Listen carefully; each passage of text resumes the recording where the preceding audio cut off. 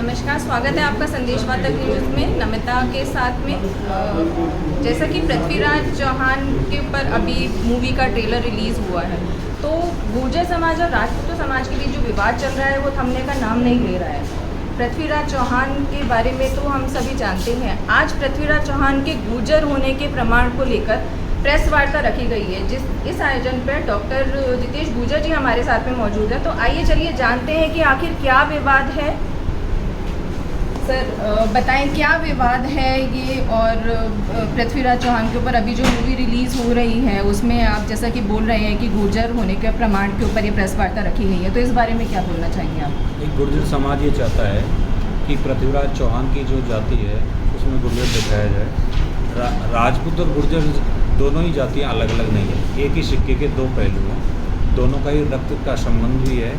इसको लेकर के हम आपसी वैमनस्य नहीं चाहते, लेकिन इतिहास के तथ्यों के साथ मूवी में ना छेड़छाड़ की जाए और उसका जो मूल ओरिजिन है उसको गुर्जर सिद्ध किया जाए।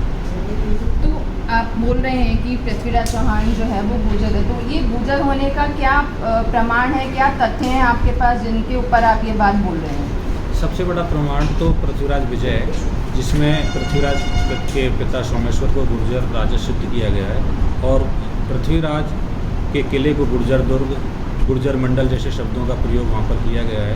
पृथ्वीराज राशो भी तत्कालीन समय का ग्रंथ है। पृथ्वीराज राशो में भी सोमेश्वर को लिखा गया कि सोमेश्वर सूर गुर्जर नरेश। इसके अलावा सामर का जो राज्य था, ये अजमेर का जो शासन है, इसको भी पृथ्वीराज राशो में गुर्जर नरेश, गुर्जर राज जैसे शब्दों का प्रयोग किया गया है। तीसरा जो उनका चौहान कल्पद्रुम जो वंश वृक्ष है, उसमें भी राजा जो काजल था उसके 3 बेटे थे, अर्डोराज, बीशलदेव और मांडल।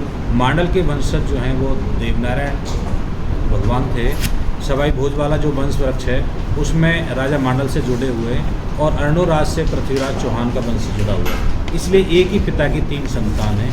इस आधार पर भी हम इनको गुर्जर सिद्ध कर सकते हैं। इसके अलावा हार्ले जैसे विद्वान हुए, जैक्सन स्मिथ हुआ, ग्रियर्सन हुआ, बहुत सारे विद्वान हैं जिन्होंने चौहान राजवंश को गुर्जर सिद्ध किया। ये जो पूरा विवाद है सर, इस पर आपकी क्या राय है? ये 2 समाजों के बीच का मामला है, तो इस बारे में आपकी क्या राय है? देखिए, समाजों का विवाद नहीं है, ये केवल हिस्ट्री को लेकर के वार्ता है जो तथ्यों के आधार पर चलनी चाहिए।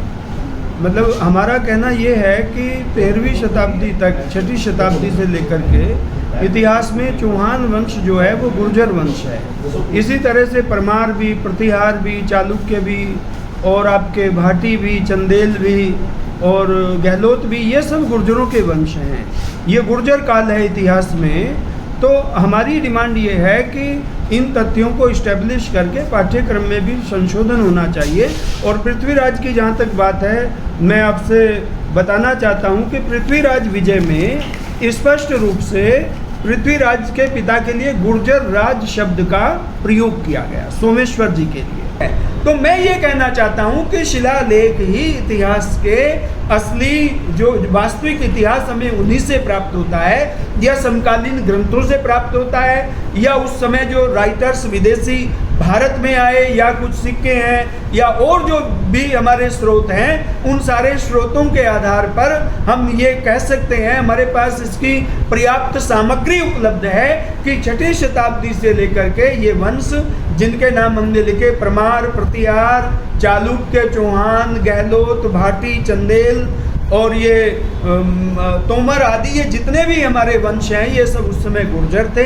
बाद में गुर्जरों के इस वंश में ही से ही 13वीं शताब्दी में फिर राजपूत जो शाखा है, जो अब एक अलग से जाति है, ये एक पारिवारिक और रक्त के संबंध से जुड़ी हुई जाति है, तो ये भी गुर्जरों के परिवार में ही है। तो हमारा उस चीज़ को लेकर विरोध नहीं है।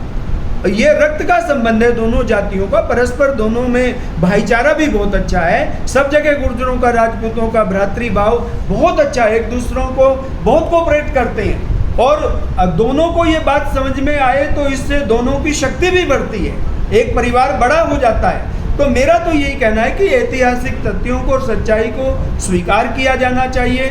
तो जो राष्ट्रभक्त कौम है उनको देखिए, सत्य को माने बिना कोई भी सही समझौता नहीं हो सकता। सर 22 सितंबर को जो विवाद हुआ था उस बारे में आपका क्या कहना है? जो इंटर कॉलेज स्कूल में जो विवाद हुआ था मिहिर भोज को लेके, उस बारे में आप क्या? कहाँ पर? 22 सितंबर मिहिर भोज वाला जो दादरी वाला पूछ रहे हैं आप? दादरी वाला जो था वहाँ बीजेपी ने बाद में अपने मेंबर पार्लियामेंट को भेज करके गुर्जर शब्द दोबारा से लिखवा दिया और उन्होंने वहाँ वायरल कर दिया उनको, उसकी फ़ोटो अपने साथ लेकर के।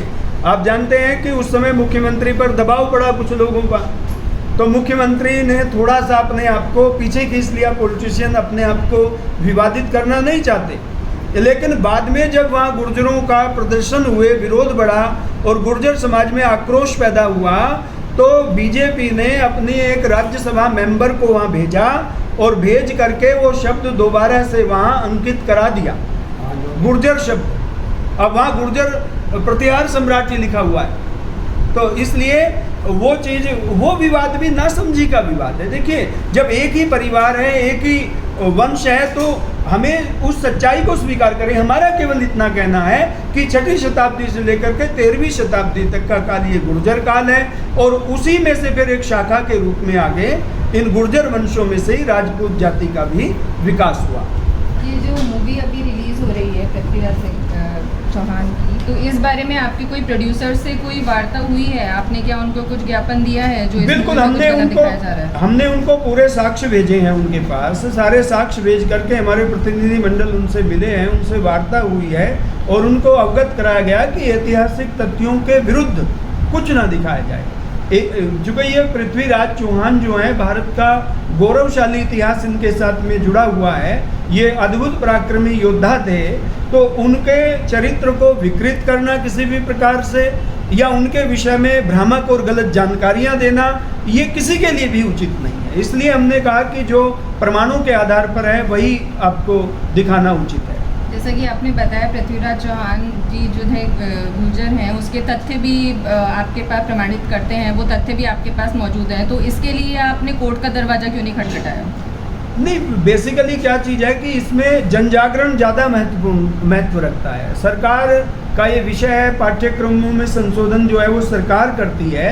इसलिए मेरा तो ये कहना है कि कोर्ट में तो विवाद इतने लंबे चलते हैं, सालों साल चलते रहते हैं, दोनों पक्ष थक जाते हैं। तो मेरा मतलब ये है कि अगर राजनीतिक इच्छा शक्ति हो और समाज में भी आपस में सहमति बने, सब में कोई आपसी विरोध ना हो, खींचतान ना हो, सच्चाई को सब मिल करके एस्टेब्लिश करें।